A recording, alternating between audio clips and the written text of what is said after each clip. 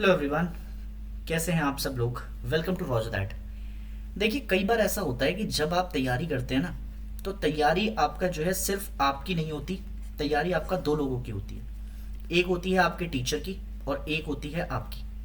दोनों अगर आपका जो है अच्छे हों तो दोनों तैयारी में आपका जो है अच्छे चार चांद लगा सकते हैं। कई बार क्या होता है कि मैं प्रूफ वगैरह आपका या ऐसे कहीं दिखाने में आपका बहुत ज़्यादा विश्वास करता नहीं हूँ, बट पिछले 2 बार से आपका जो है कर रहा हूँ, क्योंकि क्लासेस से आपका क्वेश्चन आते हैं तो मुझे ये लगता है कि यार बच्चे को पता लगना चाहिए कि वो जहाँ पढ़ रहा है, जहाँ से उसने पढ़ाई की है, क्या उसके टीचर ने उसको आपका क्या कैपेबिलिटी कर पाया है, उसके पास क्या इतनी क्षमता थी कि वो क्लास से आपका क्वेश्चन आपका लेकर आ सके।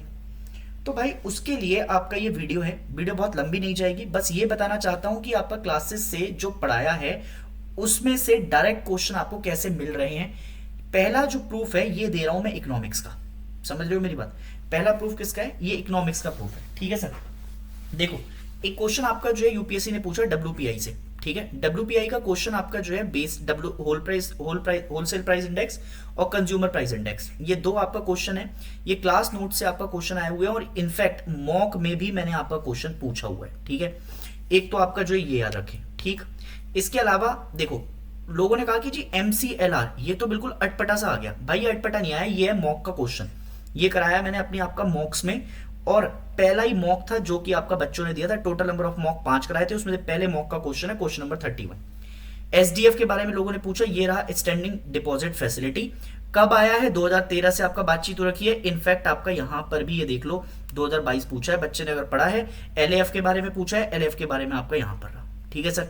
SDF रेट बारे में बात की है, पूरा आपका क्लास से आपका ये बता रखे हैं, ये सारी चीजें आपका पढ़ाई हुई है। ठीक सर।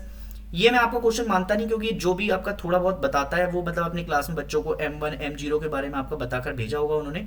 तो मैं मानता हूं कि लगभग सब पढ़ाते हैं, तो इसलिए चलो फिर भी आपका ये है कि M1 का आपका ये है क्वेश्चन, और M1 में क्या क्या आता है वो ये रहा।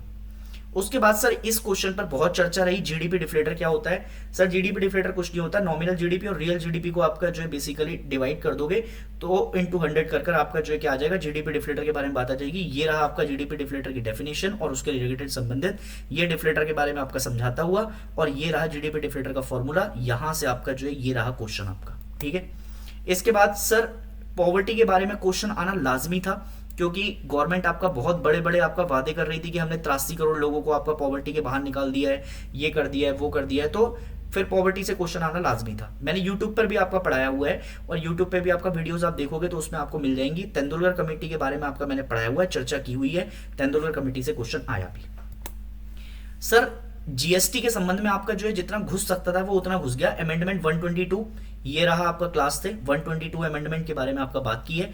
Precious metal taxes at the rate of 1% GST. Sir यहां देखो, ये है क्लास नोट्स, 3% आपका टैक्स के बारे में आपका बातचीत की गई है। किसी ने अगर देखा हो तो आपका डायरेक्टली क्वेश्चन आपको यहां से मिल जाएगा। यूपीए की गवर्नमेंट ने इंट्रोड्यूस किया था 115 amendment to implement GST, help with dissolution of dissolution of 15th Lok Sabha. और सर ये है amendment 115 to constitute of India, kept alcohol for human use and 5 petroleum product outside the ambit of GST. ये बिल्कुल आपका जो है सर क्लास नोट से।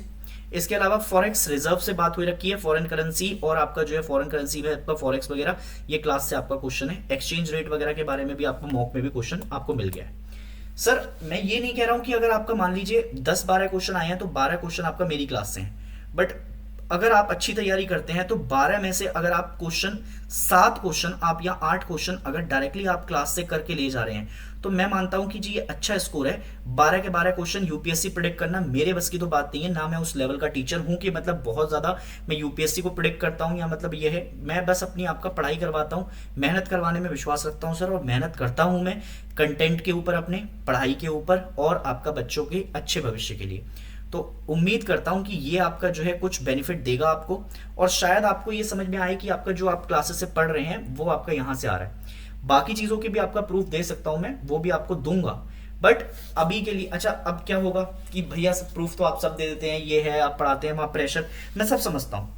Paper में आपका जो प्रेशर होगा वो प्रेशर मैं यहां पर आपका बैठकर नहीं समझा पाऊंगा, या अब तुम आपका जो है मैं अभी क्या कह दूं कि मैं नहीं बैठा हूं पेपर में, शायद जब मैंने पेपर क्लियर किया था तब पेपर में आपका जो है कट ऑफ कम जाती थी और उस टाइम पे आपका इस लेवल के क्वेश्चन आपका बहुत ज्यादा नहीं होते थे। बट पेपर में आपका क्या होता है कि जब भी आप क्या करते हो, जब भी आप पेपर में ढूंढने जाते हो क्वेश्चन, तो 40-45 क्वेश्चन आपका ऐसे जरूर मिल जाएंगे आपको जो कि आपके लिए बने हैं और उन क्वेश्चन को आप कर सकते हो। डायरेक्टली आपका क्लासेस से आपको क्वेश्चन देखने को मिल जाएंगे। मैं यही कह सकता हूं कि आपके लिए मेहनत कर रहा हूं, खुद से आपका जो है पेपर की चीजें की हुई हैं, खुद से आपका जो है एसएसबीज हैं, सबका एक्सपीरियंस है। बट आप अगर आपका तैयारी अच्छे से करते हैं तो उसके लिए आप जो है यहाँ पर क्लासेस दे सकते हैं, ये प्रूफ रहे आपकी क्लासेस के लिए।